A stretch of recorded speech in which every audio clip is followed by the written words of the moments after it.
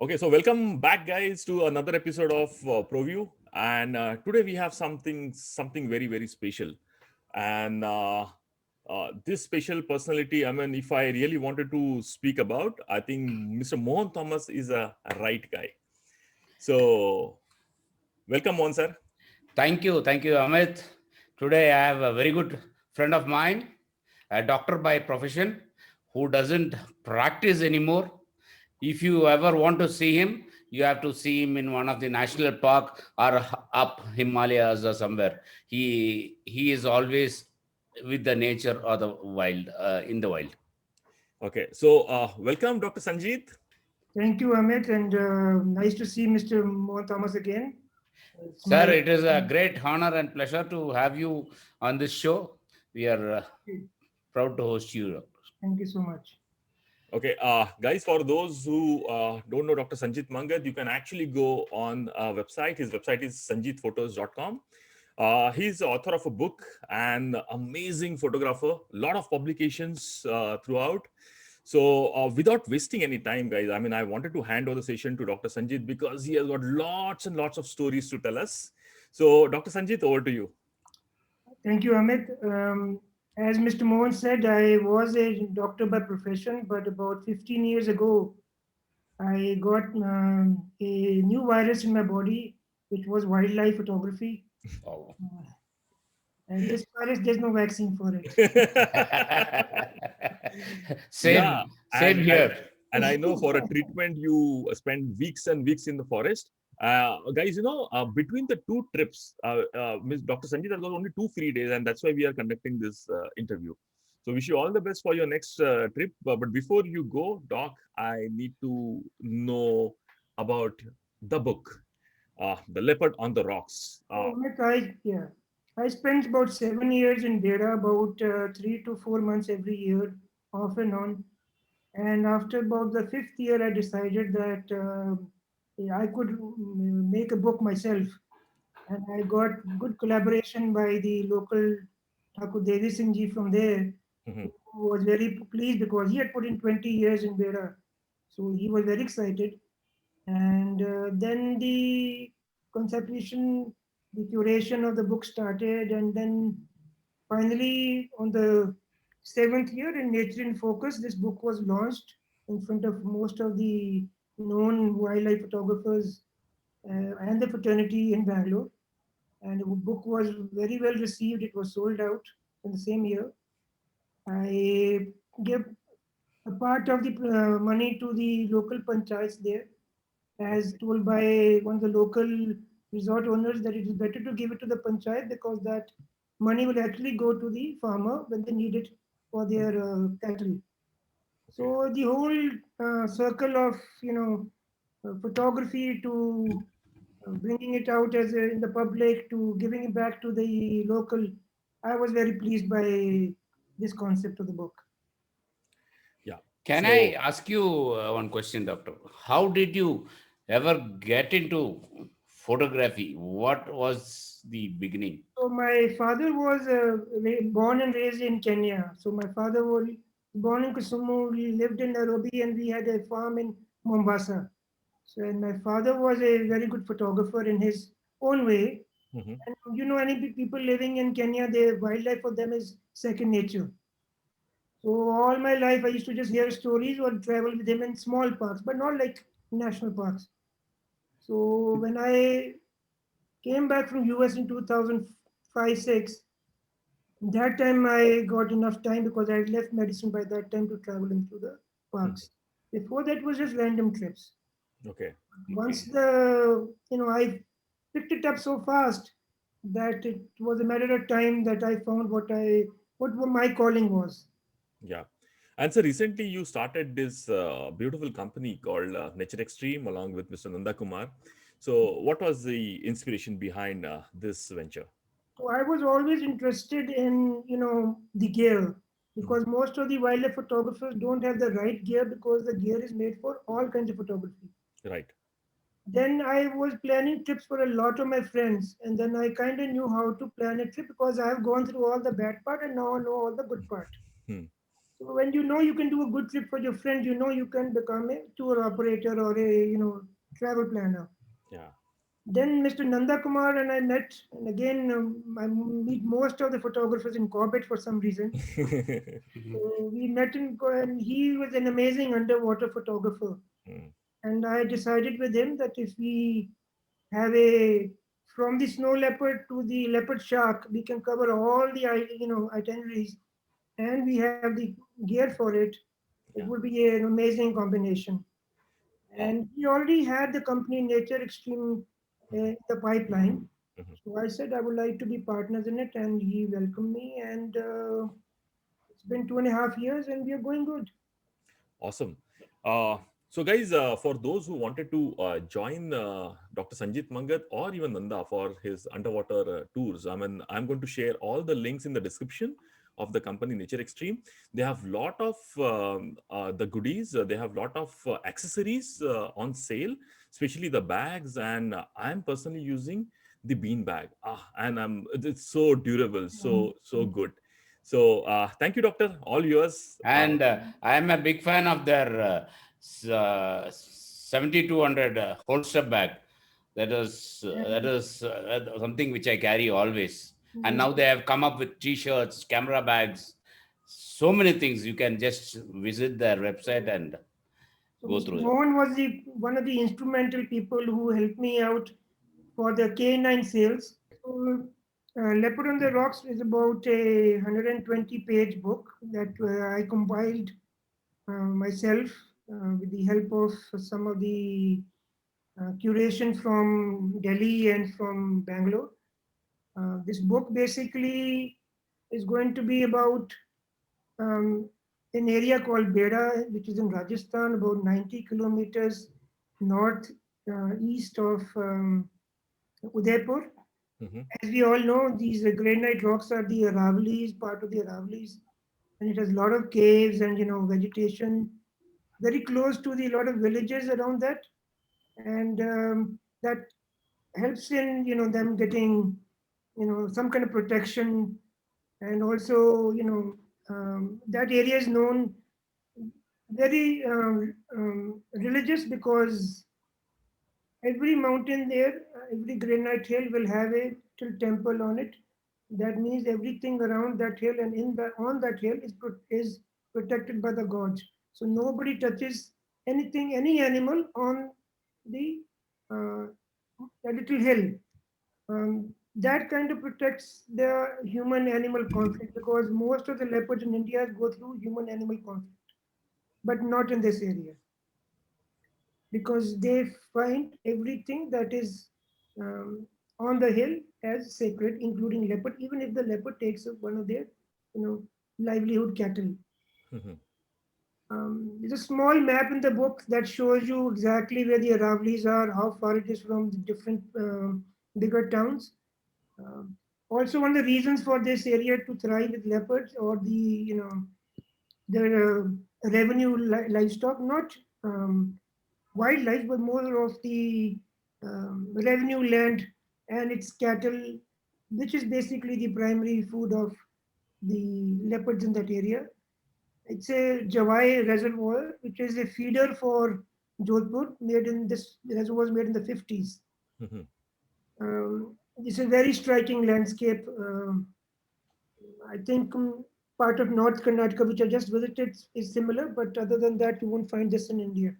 Okay. Thakur Devi Singh ji was, there are two brothers basically who are Thakurs of that village called Beda.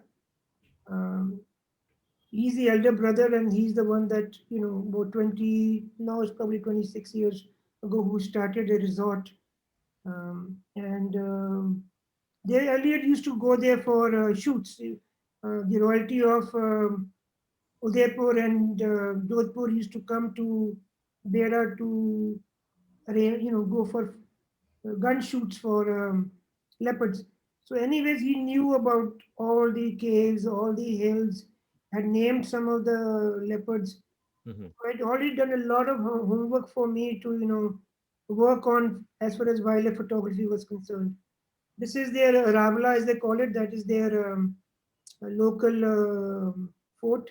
that they have in Thakur Devi Singh.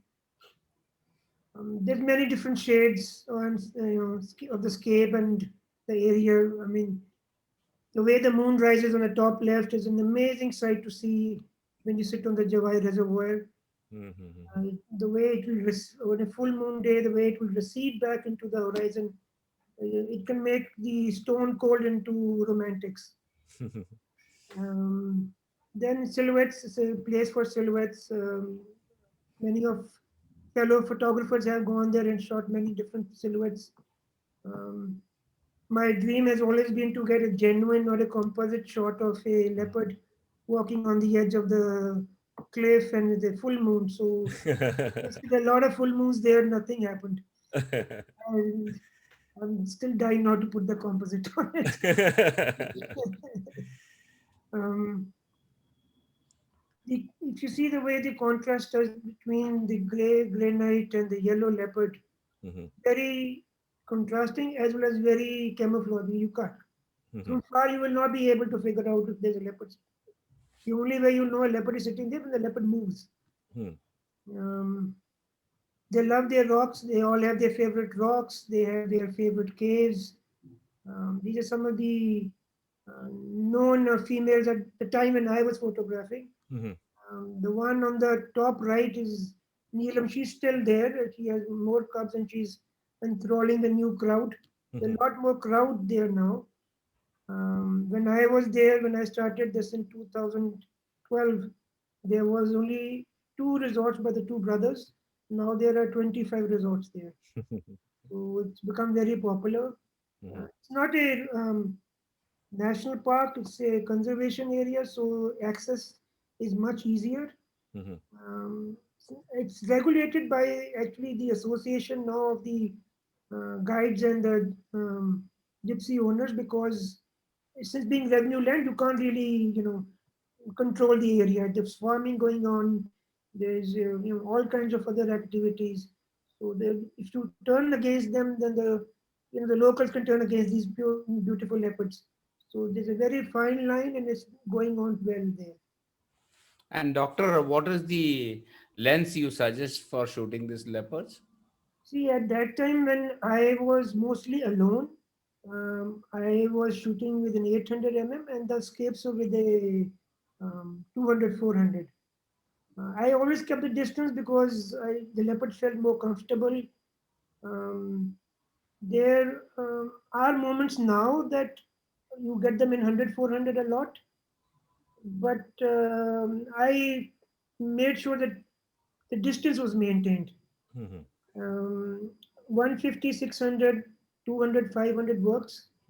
But to get this kind of, let's say, 40% of the frame of a leopard, you will need a 500 plus. Okay. As I said, temple is a major, part of the hill that protects these leopards.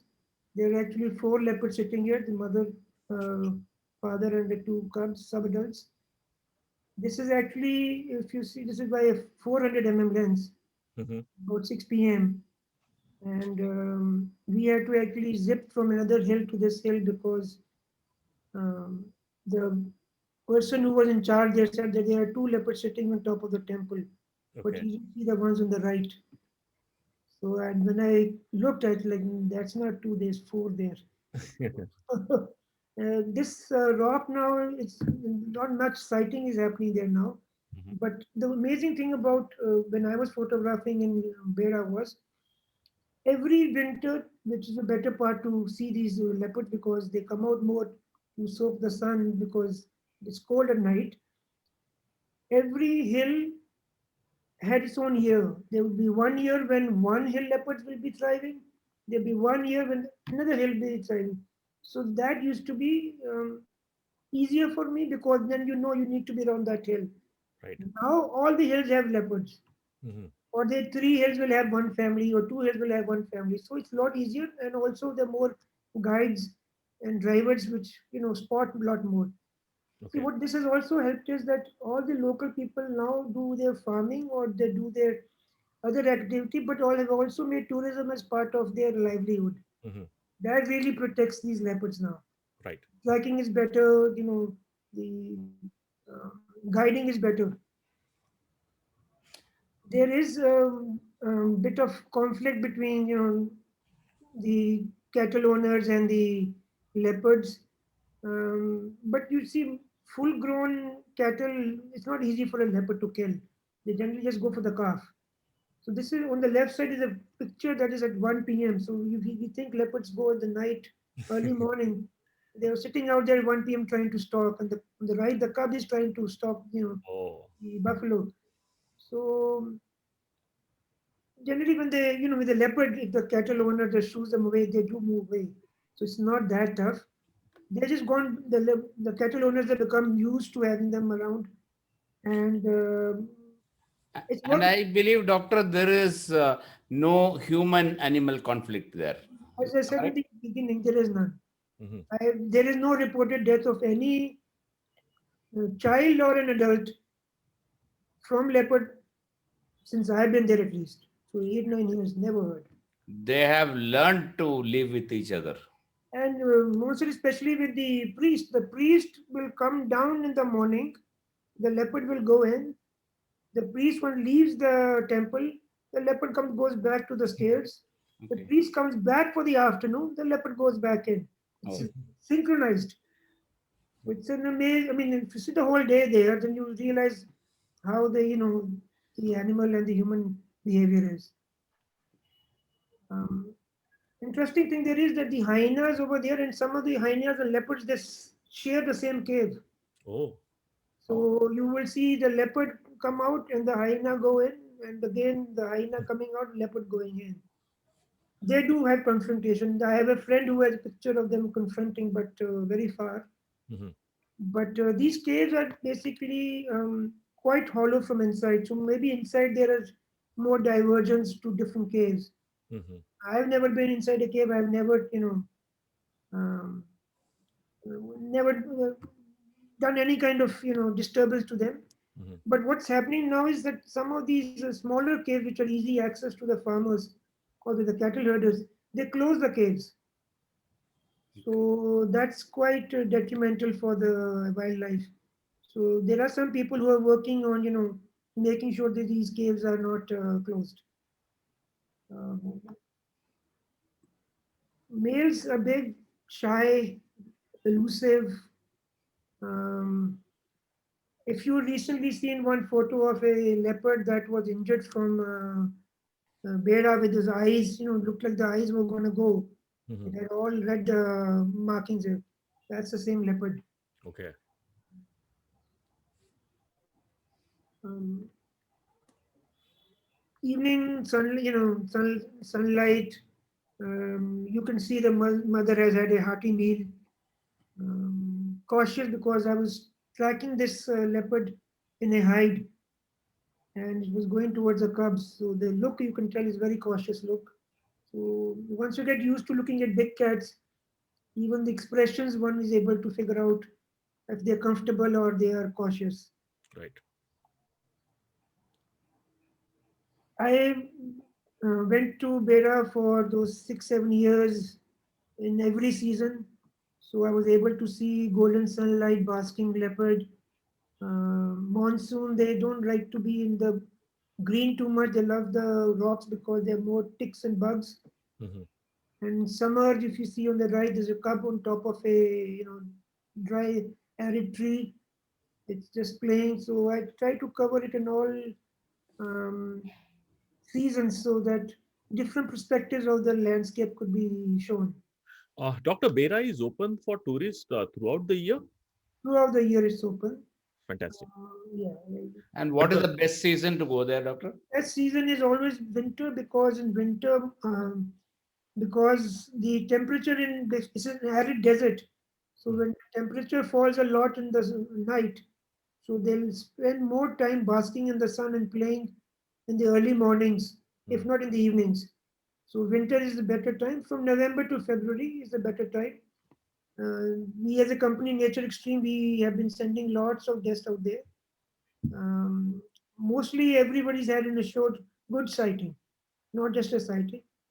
Um, It teaches you how to even use your telephoto lens as a composition, not Mhm. as a portrait. Okay. That's the good thing about Bera. Yeah. Sometimes, when I first started, I think a mating shot was one of the best things that one could get. No one knows about leopard mating from South as well and from Africa. Getting a mating shot is one of the icing on the cake from any leopard photography. Right. So I was lucky enough that I got mating a few times.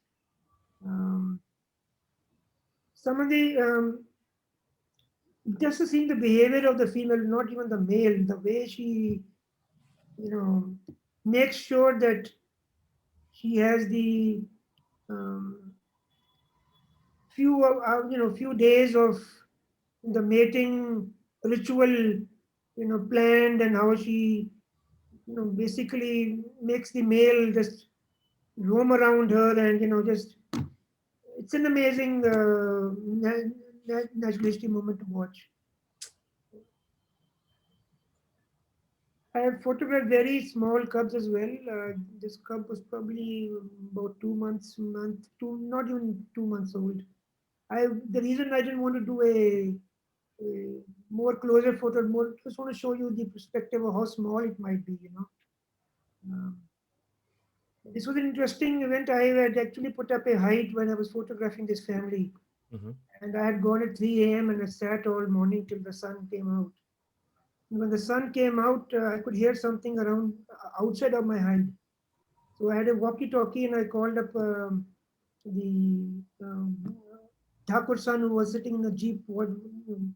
He had driven me there, and I said, "There is something behind me. It could be the male.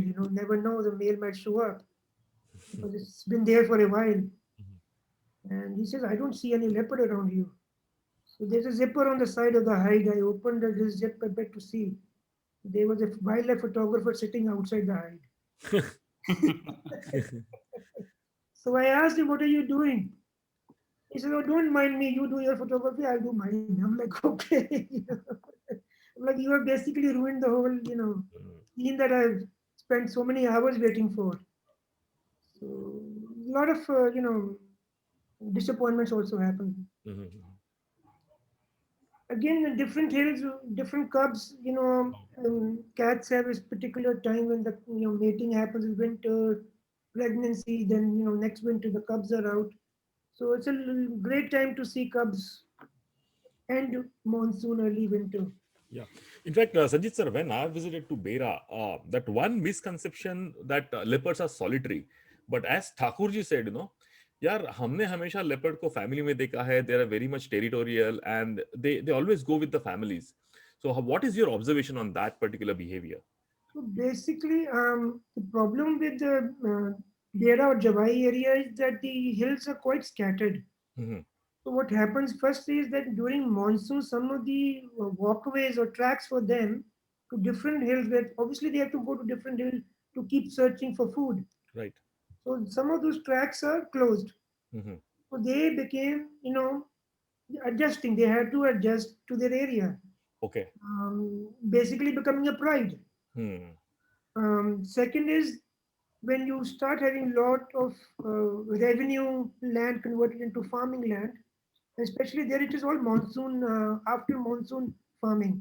Yeah. So when there is so much activity on the revenue land, it is not easy for them to move around. Hmm. So they learn to adjust. Oh, okay. The problem with that is maybe I'm not an expert on this, but they could be inbreeding as well. They Mhm. have learned to live with their cousins. Yeah. But that is happening for sure. There are people who have seen and photographed 7 leopards in the frame. Yeah. Went from Austria, Gunther, who's got 7 in a frame. Mhm. There was a Discovery Channel with Thakur Devi Singh. They had counted 11 on a hill, not Oh. sitting together, but different spots. Uh-huh. Oh, So that happens when there are physical reasons for it. Okay. Yeah. Um, Again, seeing mothers with cubs, seeing them play, be protective, uh, shouting, yelling, whatever they do to tame them. It's a great subject to photograph, mother and cub's behavior. This is on top is the Jawai Reservoir. This is Yes. a picture from Sena, which is the other side of Beda. Hmm. If you see now, this is winter, so now the water will start receding because it has to go to Jodhpur or other towns, and the farmland will start coming up. Yeah. So now the movement gets better of the leopards to move between different hills. Hmm. It's a lot of migratory birds come to Bera. In fact, if you are interested in me for leopards, do spend the afternoons in Javai Reservoir. You will get a lot of migratory birds in big numbers. Oh, okay. This is the basically the scape of uh, the Aravallis and the Beda Javai. You know, I actually spent. I had the permission to use a drone at that time. Hmm. This is on the 13th day of trying to get this photo at 6 p.m. So it was, rewarding in the end because that was the day I was leaving. Oh, Only on the last day they showed up like this. It's to good show them places. how they look from how the leopard looks from Mhm. his perspective of Right. their land. Right. So this image was given to Century Asia, Hmm. and it was rejected because it was a drone shot. So that's okay. I mean, they have their own parameters, so that's Yeah. fine. But I tried drone photography a lot there. Um, Now the point is, what was why did I make it? Why the book was compiled? Was it fame? Was it sale? Um, as Monsa knows more about me, I am a cancer survivor as a child, Mhm. and after studying leopards for 6 7 years, I realized they are the ultimate survivor. From Mumbai to Uttarakhand to northeast, everywhere their area is just vanishing. But they survived. I mean, leopard numbers have gone up. Mm. Although the latest camera trap says from 11,000 to 14,000 plus. So, but there is no leopard conservation. There is no Project Leopard. I don't know of any national project for leopards at all. So, what could I do? I mean, I could just, I'm not a forester. I'm not a philanthropist. I'm not a large business owner who gives CSR. Whatever little money had made profit from the book, I would go to different panchayats and give them 15,000 or 20,000 rupee checks that at least three, four goat or sheep that come with it as a new purchase, replace that with um, this money that is given to you. And Mr. Shatrunjay Pratap of Beda Safari Lodge, he watched over all this that was happening. It was his idea as well. So I really appreciated his good input in this. Yeah. Uh, there are different things to do, different moods. A lot of my friends come for off-roading in the monsoon as well. So if you come in your own 4x4 or your own Thar or something, you can spin around in the afternoon and use the afternoon as well. Um, Landscape photography, since you have been to Amit, you've been to Bera, you can do a lot out there. Yeah. Yeah. Yeah. Especially the nights are so beautiful there. Yeah, yeah. The starry nights. You see me, I just park my car and I just sit and just stare. And then imagine frames what to do next. Yeah. It's a lovely spot. In the last 5 6 years, it has Bera's got a lot of good rain. Hmm. So you can see sometime this happened after 17, 18 years where all the floodgates were released. Hmm. It happened about 4 years ago. There were about 10,000 people watching the floodgates being opened. For Hmm. Rajasthan, this kind of water was like, for South India to become desert, like it's a complete opposite. Right.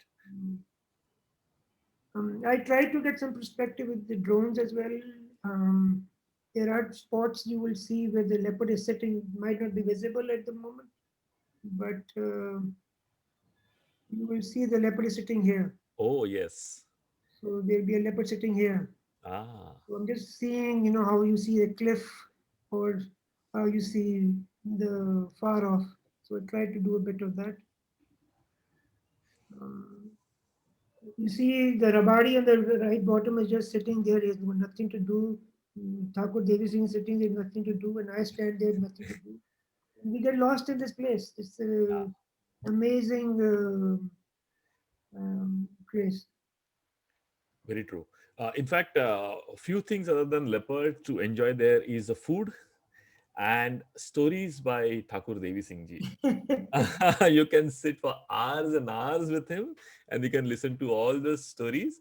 And in fact, Doctor, thank you so much that even you have so many stories now from Vera, right? So one story I'll share. It was Devi Singh's land we were standing on, and on the far off area was a hill, Mhm. and so we used to sit all day. We never came back to the resort.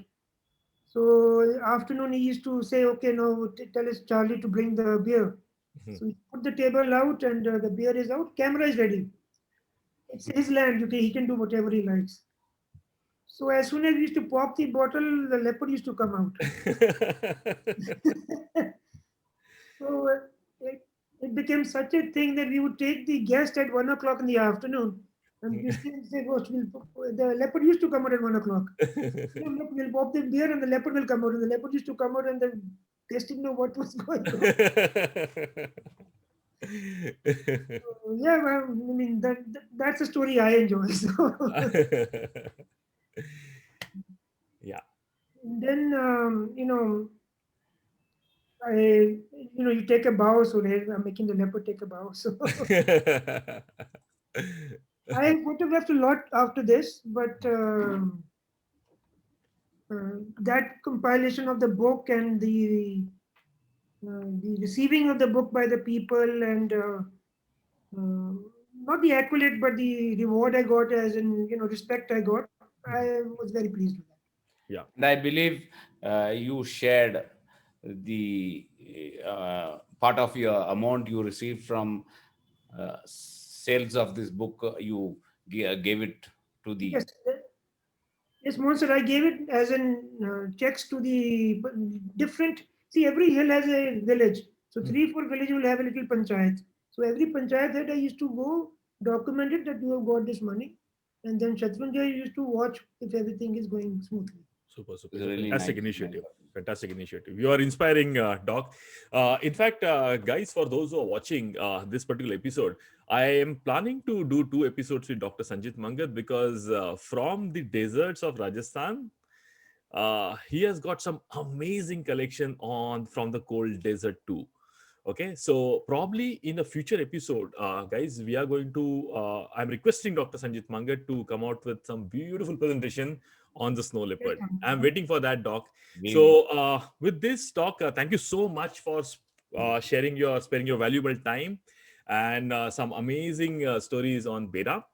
Thank you so much for the insights. And guys, for all the info about Dr. Sanjit Mangat and Nature Extreme, and the accessories and the goodies and the products he has, I'm going to share link in the description. So thank you so much, Dr. Sanjit Thank you, Mangat. Amit. Amit, everything that has been all the programs on Nature Extreme and all the equipment that we make, everything has been used by us.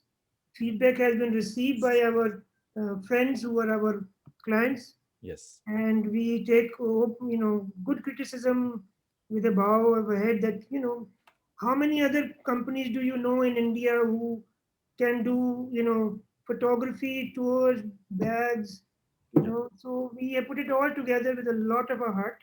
Absolutely, because any product which is made by the photographer for the photography would always have that value addition. Because Very I'm personally using the bean bag and I know how different that bean bag is. Thank you So so thank much. you so much for all these lovely products.